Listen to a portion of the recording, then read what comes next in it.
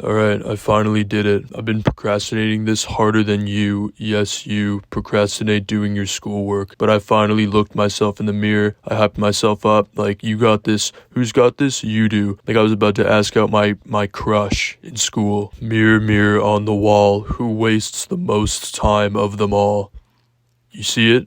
That's supposed to be you. It's a reflection. I know, I'm sorry. Had to hit you with it, you know? So how was the movie, you're probably wondering? Well, it was just I did not care for Snow White and the Seven Dwarves 2025. That's really the only way to sum it up. It didn't offend me, you know, I didn't leave the theaters storming like, how dare they do this to Snow White? I hate Disney. I'm gonna give them what for, you know, like some cartoon character. No, I mean, it was just It just fell flat for me, which was kind of expected. I mean, I'm not the target audience. I think that's pretty safe to say. I don't like live action remakes, and I don't even like musicals. So, I'm sure you can imagine how it went down. I probably would have gone to this under the influence of my special friend, if you know what I mean. If you're picking up what I'm throwing down here. But I didn't because I went with my mom, so she wanted to see it, so you know, why deprave her. I was originally trying to get some friends to go, but you know how you have some friends who just bail on everything, like always? And they throw the whole book at it every single time you try to reschedule. Like, oh, I'm tired today. I'm hungry. I don't feel like it. You know? I feel like Sisyphus, and my rock is making plans with stupid people. Still, I didn't hate this movie or anything. The musicals weren't super memorable or anything. I kinda liked the second song actually, the Waiting on a Wish one. I don't know if that's the actual name. It looked nice in my head. It was like yellow triangles at the bottom left and blue sparks and waves at the top right. I do have synesthesia, so I feel like that is worth mentioning. I was not, in fact, on crack while I saw this. Unfortunately. I liked the instrumentation, that was pretty much the main reason. And Hi-Ho was pretty good, it had some nice visuals, but that one was a classic anyways. Now for the actors. Oh boy, I really don't want to open this can of worms, man. From all the back hair controversies to the Russian review bombs about why the movie did bad, there's just so much controversy behind this movie and the actors. Whenever something doesn't go someone's way in America, they blame Russia. Is it just me, or I feel like that always happens?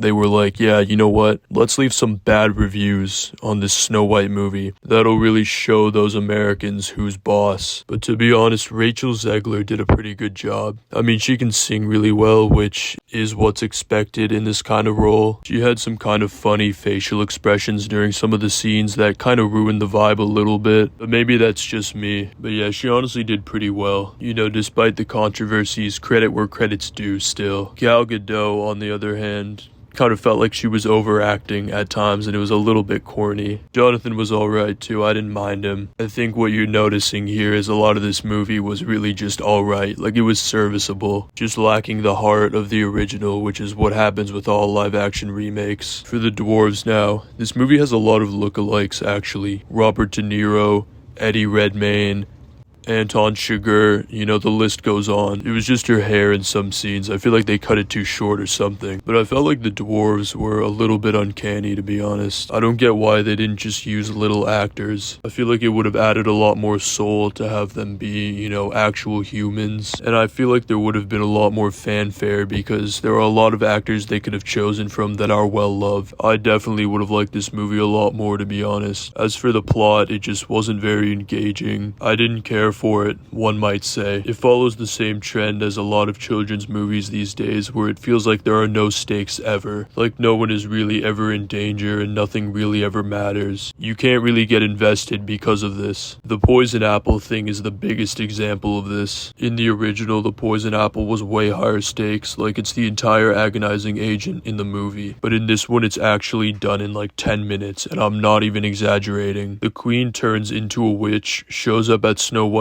door. By the way, spoilers, but you've probably seen it already, to be honest. She gives her the apple, she takes a bite, falls over. Meanwhile, the other bandits break Jonathan free because the queen had him held hostage to find out where Snow White was. They all go back and she's just right there. He kisses her and she wakes up, and that's it. It's done. Actually, like a 10-minute montage where it's over before you even start to care. I don't get how they thought that was a good idea. The movie just kind of lacks substance and is a thing to look at for an hour and a half, basically. So your brain doesn't have to form a single thought, you know? One of the additions to this movie was the 7 bandits. I thought it was a little weird. They didn't really do anything with them. Maybe I'm a conspiracy theorist, you know, I have my tinfoil cap on right now, but I have a hunch that maybe they wanted to replace the 7 dwarves initially with the 7 bandits, but they decided they couldn't. If that is true, then it's a good decision that they didn't. The quote-unquote Russians wouldn't have been so forgiving with their review bombs, but it really just seems like a lot of characters on screen all at once that you don't really care about any of them. You know, 7 dwarves and 7 bandits, that's like 14 in total. Half the audience watching this probably can't even do that kind of math.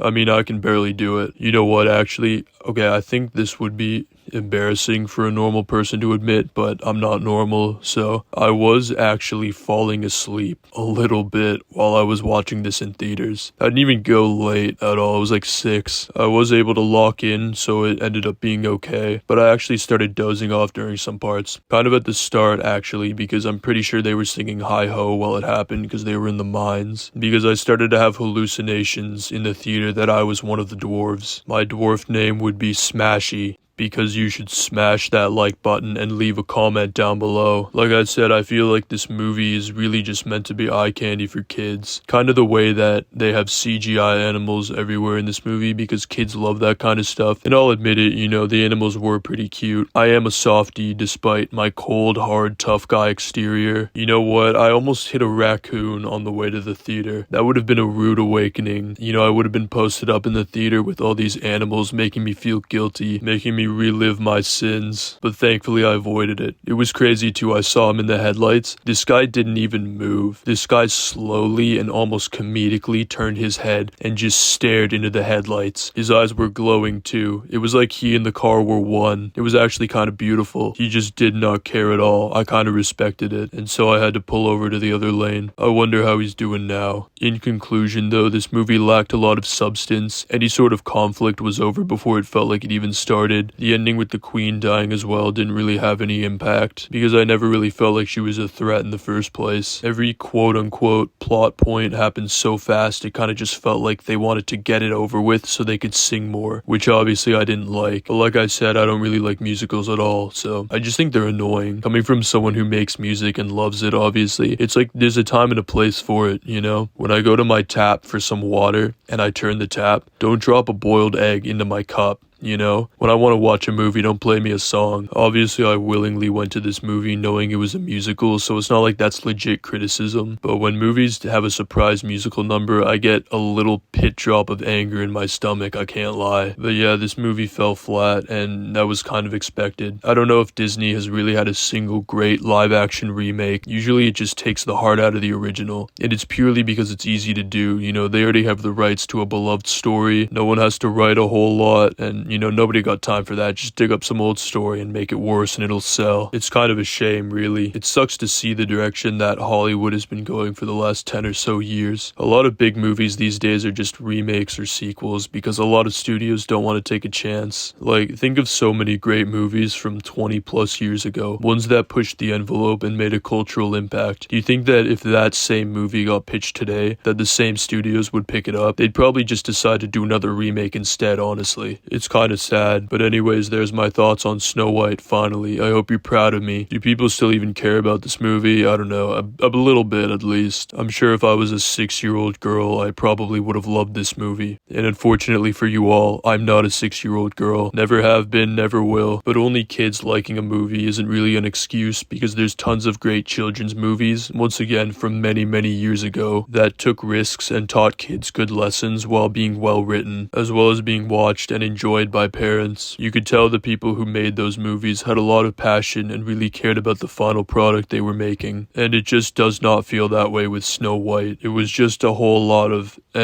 it's alright. Let me know what you thought about this movie. Thank you all for watching. I'll see you later. Bye.